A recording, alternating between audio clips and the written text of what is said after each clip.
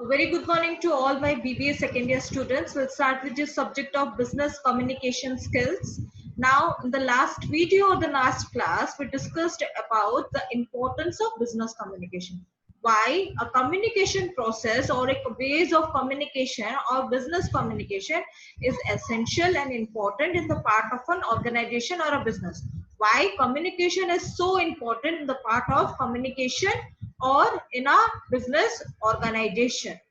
Today we will learn about the process of business communication, or we can say the process of communication.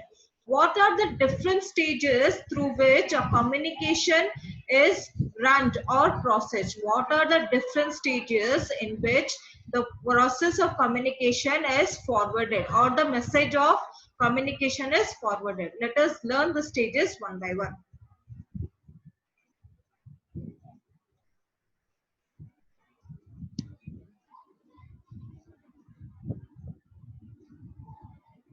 Now, this is the process. This entire diagram is very essential, and you should, if the long question is asked in your examination, what is the process of communication?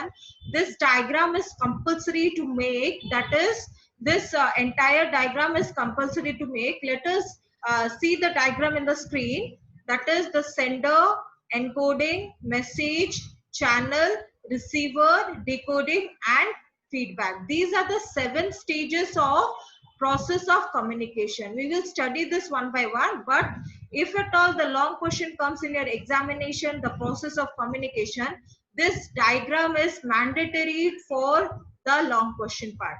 This diagram is mandatory for the long question part. The first is the sender. The first stage or the first part is the sender. Now, who is the sender?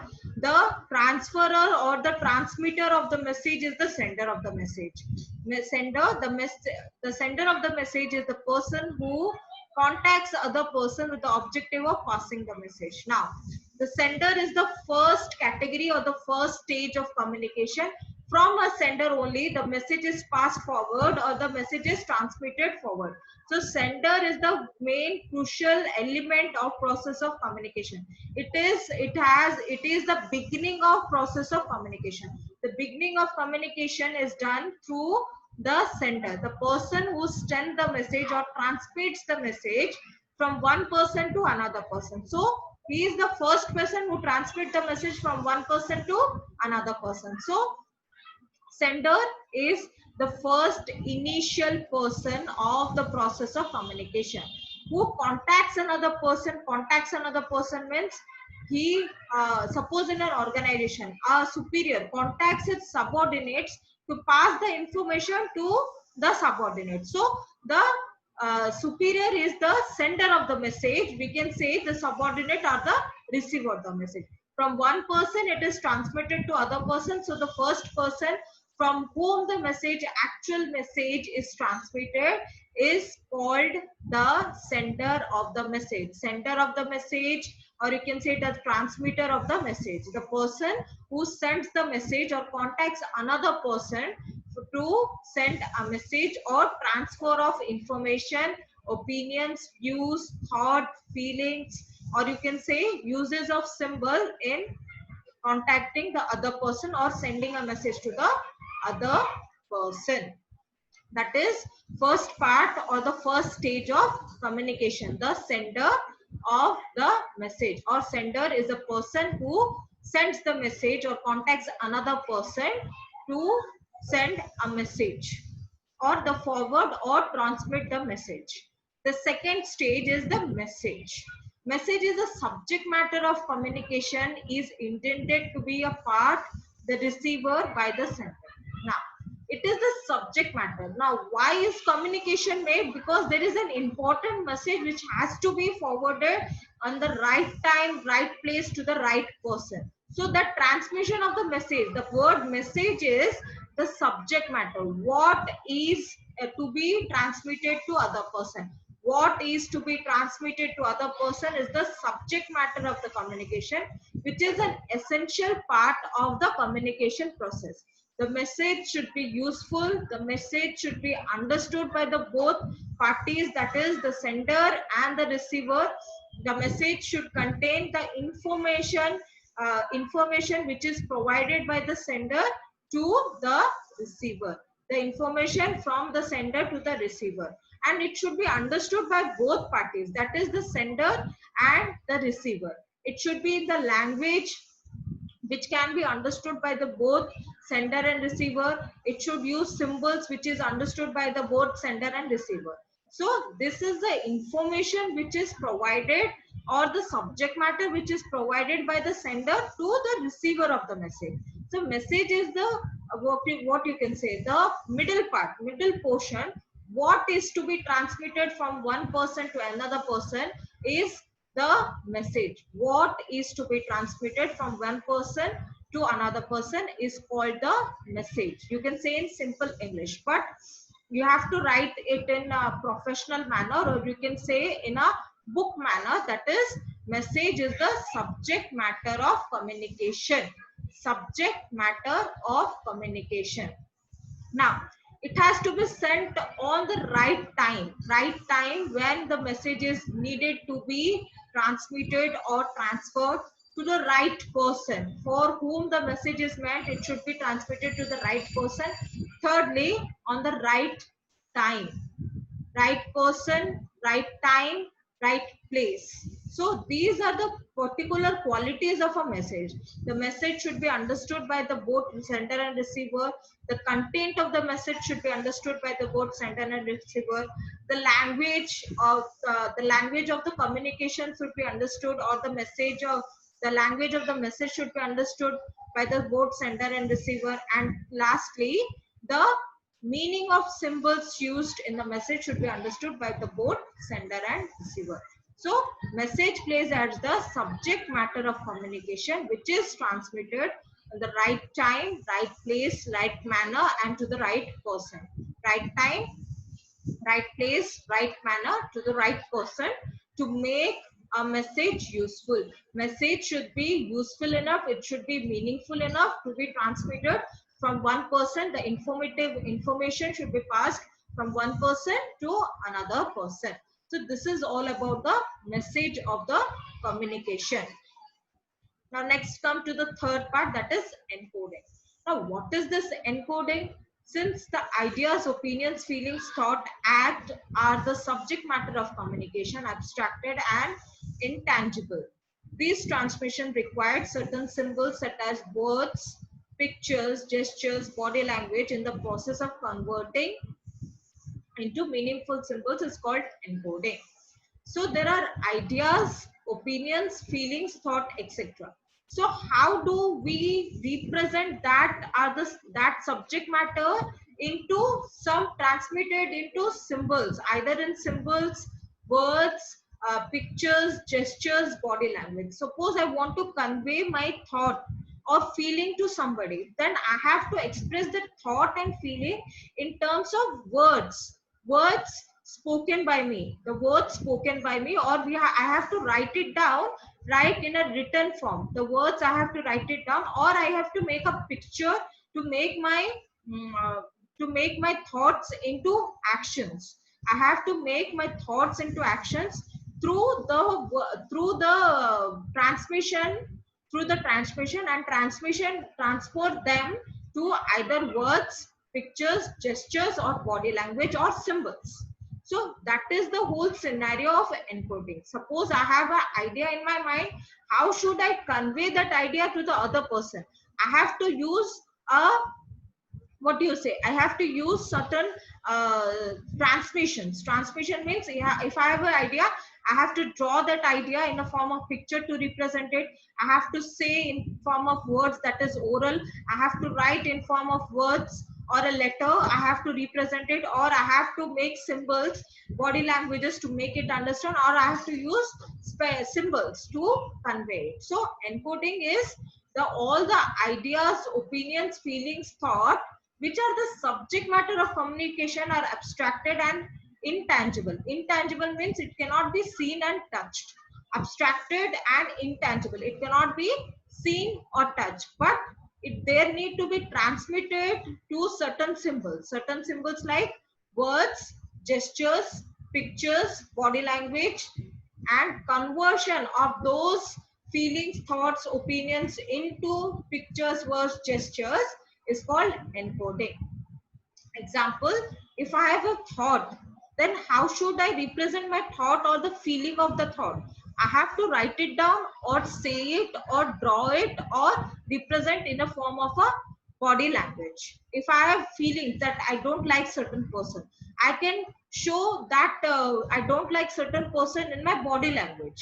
I can show it in written. I can show it in picture wise. So my feelings are expressed in certain way and transmitted in a form of a symbol, that is words, pictures, gestures and body language. So this is the whole entire scenario of encoding. Encoding is nothing but if we have feelings, opinions, ideas and thoughts, these are the subject matter of communication. These are intangible, means it cannot be seen and touched, and these need to be transmitted in form of symbols. Symbols means written, pictures, gestures and body language. Conversion of these subject matter of communication into actions or into meaningful symbols is called as encoding. Encoding is the third step of process of communication. Now coming down to the fourth part, that is channel. Message converted into symbols is transmitted by the sender through a channel like written in words or written words in words of letters or electronic mail, spoken words through personal contact or telephone depending upon the situation. Now, the message needs a channel to be communicated. Suppose I have a message, I am the sender of the message, I have a second part is the message, third part is I have converted that message, encoded that message. What is the channel? Channel means a pathway to convert my message to the other person on the other end, other person on the other end. So how do I communicate to the other end? Either I'll write a mail, I can use as written in the form of letters, you can say letters, emails, or we can draft it. So these are the three forms. Now either spoken means this spoken means we can say as face to face, we can say on telephone, we can say on video calls, video conferences, etc. So it needs a channel to be communicated. We have to say that message. Saying that message needs a communication channel, a media of communication. The media of communication is called as the channel. Channel is the part where one person, it connects the both the parties, the sender and the receiver. The middle part is played by the channel. So channel is an important or the most important part in the process of communication. How? Now, if I have a message, I have encoded the message, and the sender. If I don't have the channel, like I can't talk to that person, I can't write to that person, I can't symbolize it, I can't meet him face to face, I can't meet him in video conferences, then how can I communicate that message? It is impossible for me to communicate that message. So channel is the most important part in the process of communication. If there is no channel, there is no transfer of message. So channel in forms of channel can be either in written form, that is we can write a letter, we can draft an email, or any other forms like writing a letter, drafting an email, we have to printing a letter. That is the form in the written. Now in the oral form, we have to speak with the person. Speak with the person, we can speak on telephone, we can speak face to face, or either in the part of video conferences. So these are the process in which the message is converted into symbols by the sender through a channel. Okay. So this is the main, what do you say? The link, acting as a link or a bridge between the sender of the message. The channel act as a bridge between the sender of the message and the receiver of the message. Now coming down to the next part, that is receiver. Now, who is the receiver? We already have heard the name receiver from the beginning of the business communication classes. That receiver is the person who receives the message. So similarly, the receiver is the person to whom the message is to be sent, the right person to whom the message is to be sent. means example, the superior, the subordinate, he can be a superior, he can be a subordinate or any other person. The receiver is the third main element of the process of communication. Now, what does a receiver do? He collects all the information which is sent by the sender to himself. He collects all the information in forms of letters, in forms of oral communication, in forms of body languages or symbols. He collects all the information from the sender and keeps it to himself to understand the message. What is the message which the sender is trying to transmit or the sender is trying to send to him? He collects all the information and keep himself to try to understand what is being told, what is being said, or what is being transmitted to him in the form of a message. That is the part of the receiver. Receiver is the person who as a link, act as a link to flow of information. He acts as a link in the flow of information. Now the sender sends, the receiver receives, and the receiver can also become again a sender and pass that message to the other person, that is the another receiver. So the flow of information passes in a business organization so wise. So the receiver can be a person of superior authorities, can be a subordinate, any other person. The receiver is selected the right person to whom the message has to be sent at the right place, in the right time, in the right manner. And receiver tries to collect the information and tries to understand the intent of the sender, why to him that message is transmitted or sent by the sender. So receiver is the person to whom the message is sent in the process of communication.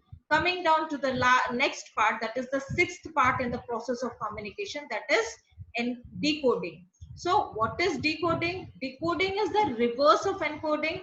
The receiver converts the communication or the symbol transmitted by the sender into a message. The receiver should understand the message in the same sense the sender has sent the message. Now, encoding means we have written the feelings, the thoughts, the opinions, the views, and we have converted into symbol wise. We have converted or transmitted into intangible things into what do we say? Intangible things in the form of words.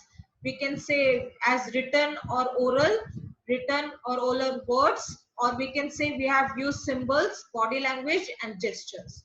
So that part, that message is decoded message is sent to the receiver. Now receiver receives the message and it decoding. Decoding means he try to understand the written words, the written message, or the gesture message, or the spoken message, or the body language message to the first part, that is to what the sender feels, what is the thought of the sender, what is the idea of the sender, what is the opinion of the sender. So it again converts that words, gestures, you can say words, gestures, body language, and written letter, spoken words. Again back to the part of feelings, opinions, views, etc., thoughts, etc. This part is called as the decoding. It is the reverse of encoding. So when we have converted the feelings, thoughts, opinions, views to the part transmitted to symbols, written, either in the form of gestures, either in the form of symbols or body language, and decoding is reverse, understanding that written words, the symbols, the body language, and gestures in the part of feelings, opinions, views, thoughts. So the receiver needs to understand the message in the same sense the sender has sent. Suppose the sender has written the thoughts in his point of view, thoughts in his opinion and point of view. So that opinion and point of view after decoding is properly understood by the receiver in the same sense, in the same manner, in the same in the same pattern the sender has sent the message. So this is all about the decoding of the message. Decoding is reverse of encoding, is the process where thoughts are converted into words. Here the words are understood as thoughts, not converted, but the words are understood as thoughts. So it is the reverse of encoding. So it is called the decoding of the message, and it helps us receiver of the message to understand in the same intent, or the understand in the same sense what the sender is trying to say, what the sender, the actual meaning or literal meaning of communication or the message, what the actual part of message is understood in the same sense which is sent by the sender to the receiver. This is the part of decoding. The last and the seventh part is the feedback. What is feedback? Now, feedback communication is required to measure, has to be received the message and understand it in the same sense as it is sent by the sender. Now, feedback means uh, the what do we say? The thoughts, opinions of the receiver, which is sent back to the sender. That he has understood the message in the same sense the sender has sent. The communicated the message back that he have understood the message in the same sense as the sender has sent. So feedback plays an important role in the process of communication. Entire process of communication, feedback is the completion of that process of communication, from the sender, the message, the decoding, the channel, the receiver, the encoding, then we can say the feedback. Sorry, I made a mistake. That is sender, message, channel, decoding, sorry, encoding, channel, receiver, decoding, and feedback. It plays the last part of the process of communication. So the sender of the message will mark out his action according to the feedback of the receiver. Feedback is treated as energizing factor that change the course of action of communication process. Now, if there is communication made, then there has to be a meaningful message which is sent by the sender to the receiver. So that meaningful message after the feedback becomes the action, course of action, or energizing factor by change in the course of action. Suppose we have sent an information from the superior to the subordinate to complete so and so, complete a task. If that task is understood and completed by the subordinate and feedback is sent to the sender, he can, the sender of the message can take a course of action. Example, if there is information needed by the superior, he asks the subordinate to submit the list of higher scorer in the company, higher scores in the company. The subordinate obviously finds out the every record of the previous year and finds out the highest scorer. According to that, he sends the feedback to the sender, that is superior, and superior then energizing factor that change the course of action. Course of action means he further make decisions in the organization or in the company. That is the part played by the feedback. So feedback is a measure that receiver has received the message and understood the message in the same path or the way the sender wants to communicate the message. And secondly, feedback plays as an energizing factor in the course of action. After the process of communication is completed, there is some course of action which is made in the process of communication. After the communication is completed, there is a course of action which is to be followed in the process of communication. Course of action after the process of communication. So that is the role of the feedback. That is, we can repeat again the process of communication. That is, firstly the sender, the person who sends the message. Second is the message. We can say the message, the part of communication. It is a part of communication or the subject matter of communication. Third is encoding. Encoding, like feelings, thoughts, opinions are converted into symbols, that is in a written form, in a gesture form or body language. and sent forward. The next comes is the channel. Channel means the path through which the message is converted from one person to another person. Comes the receiver. Receiver is the person to whom the message is sent, and he has to understand the message in the same sense the sender has sent. Comes to the decoding part. Decoding part is the reverse of encoding. Decoding is the written thoughts and understanding the written thoughts, actual written gestures or body languages, the meaning behind that feelings, thoughts, opinions. Now coming down to the last part, that is feedback. Feedback is the measure that receiver has understood the message in the same sense as the sender of the message. It acts as an energizing factor, that is by changing the course of action of communication process. After the communication process is completed, the last step is the feedback. So feedback is sent by the receiver to the sender of the message. So these are the 7 stages of the process of communication. And in your important question, students, you have to mention the diagram of this process of communication. It is essential to draw the diagram of process of communication. That's all for today's class. We'll continue with the next class in the next session. Thank you.